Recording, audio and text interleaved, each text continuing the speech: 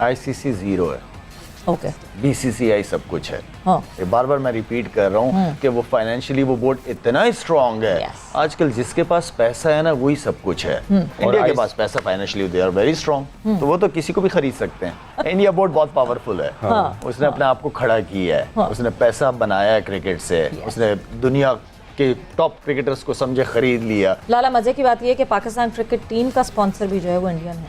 खामोशी से इंडिया जाओ, क्रिकेट खेलो, जीत के आओ। हमारे पास सिर्फ यही एक ऑप्शन है कि हम जाएं, तगड़ी क्रिकेट खेलें और हम बताएं कि हम कहीं पे भी आके खेल सकते हैं और कहीं पे भी जाके वर्ल्ड कप जीत सकते हैं। Very true, that's the right way to go. और इंडिया तो मेक इट सिंपल।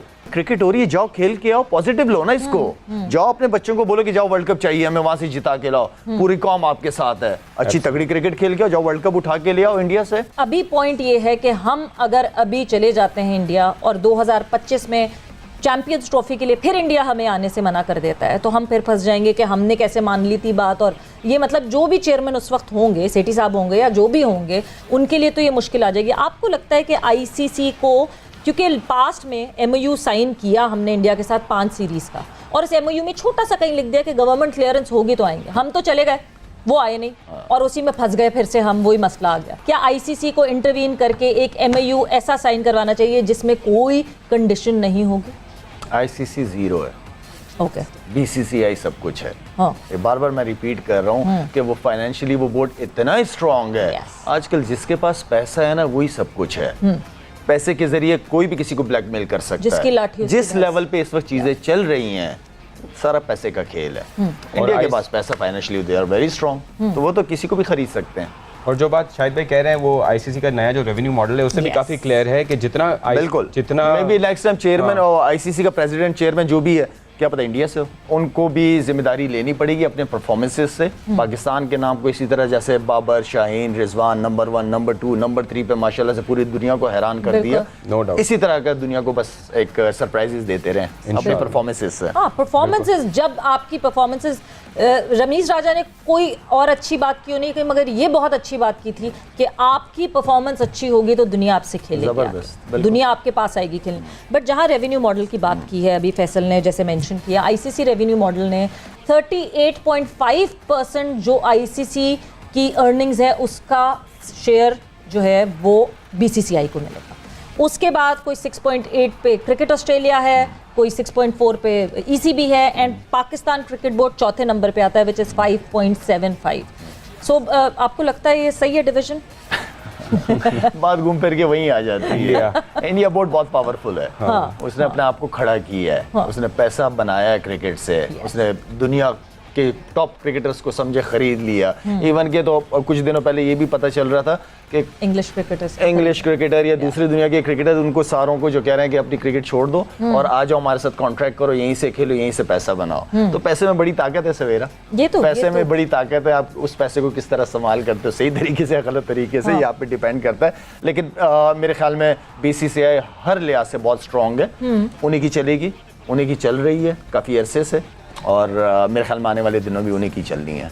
और ये क्योंकि जिस तरह पाकिस्तान थोड़ा बहुत रिएक्ट कर रहा है, लेकिन ऑस्ट्रेलिया और इंग्लैंड को हम देख रहे हैं बिल्कुल भी रिएक्ट नहीं कर रहे हैं। और एब्सोल्यूट टर्म्स में जो है जो अर्निंग्स हो रही हैं वो वैसे भी ज़्यादा हो रही हैं। परसेंटेज में शायद बीसीसीआई का शेयर ज़्यादा है, लेकिन बड़ी मार्केट है ना यार, इंडिया बहुत बड़ी मार्केट है यार। आपकी हर बंदा वहाँ बिजनेस करना चाह रहा है, चाहे वो अमेरिका हो, चाहे कोई भी मुल्क हो। वो अभी तो इस वक्त जो है सबसे बड़ी पॉपुलेशन वाली मुल्क हो गई, चाइना को बीट कर दिया उन्होंने। सो ये सबसे बड़ा एक और जो फैक्टर है वो मुझे लगता है ब्रॉडकास्टर्स का फैक्टर है, क्योंकि आईसीसी की जो सबसे ज्यादा अर्निंग होती है वो ब्रॉडकास्टर्स होती है और ब्रॉडकास्टर्स इंडियन है।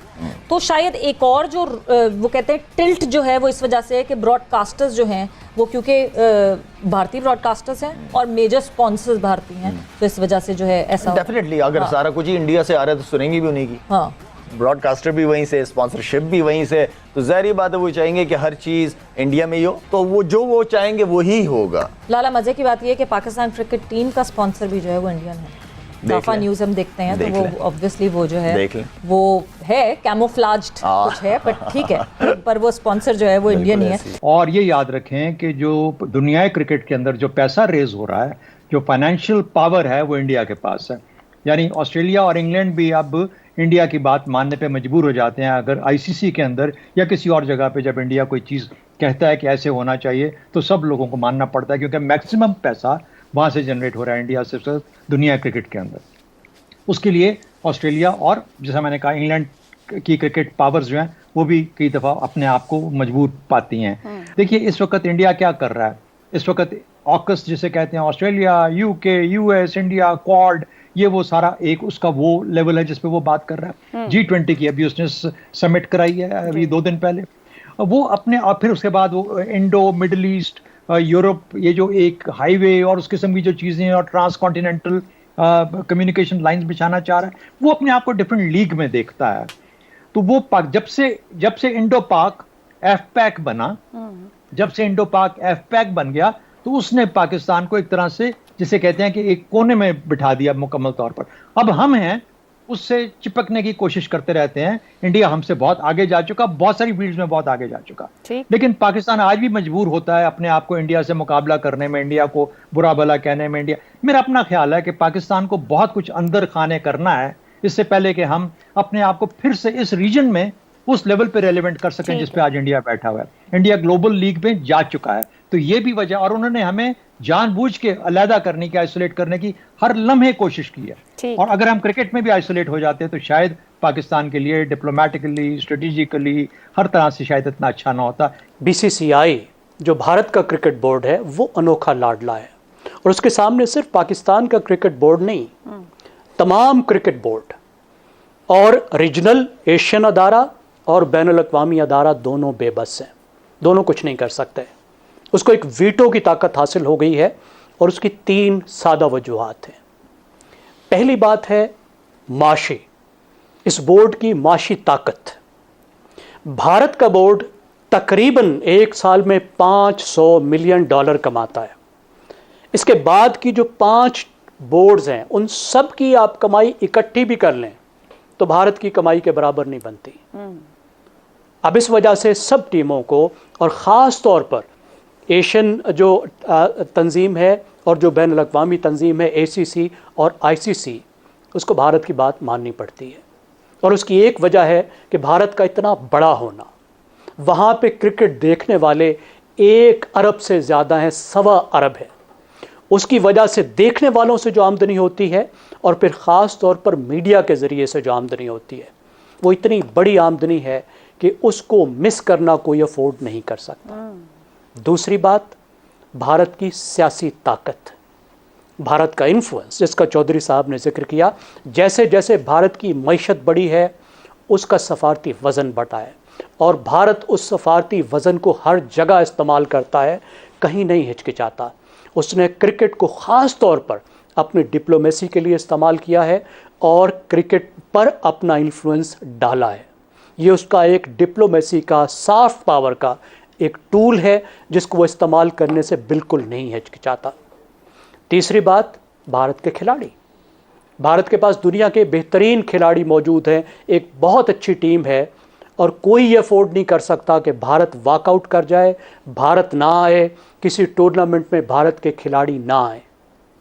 अब ये इतने बड़े फैक्टर्स हैं कि जिसकी वजह से भारत को, भारत की क्रिकेट की तंजीम को वो वीटो पार हासिल हो गया है, और वो ताकत आ गई है कि वो धमकी देकर अपनी बात मनवा लेता है।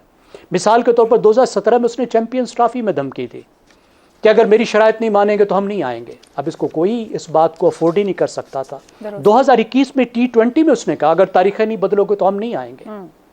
तो इस वक्त हमारी मजबूरी है, क्रिकेट में रहना है। अगर हम नहीं रहेंगे तो फिर उसमें हमारा नुकसान ज़्यादा है। बिग थ्री का तसव्वुर जो है वो आपको पता है माजी का हिस्सा बन गया है, और अब सिर्फ बिग 1 होगा, और इसके लिए इंटरनेशनल क्रिकेट का नया फाइनेंशियल मॉडल भी तैयार किया गया है, जिसमें ICC की सालाना कमाई जो कि $600 मिलियन में से 38.5% जो हिस्सा है वो इंडिया को देने की तजवीज़ पेश की गई है। इंग्लैंड को $41 मिलियन, ऑस्ट्रेलिया को $37.53 मिलियन और पाकिस्तान को $34.51 मिलियन देने की बात की जा रही है। मीडिया रिपोर्ट कर रहा है कि New Zealand, south Africa, West Indies, Sri Lanka, Bangladesh को सालाना आमदनी से 5% भी नहीं मिलेगा।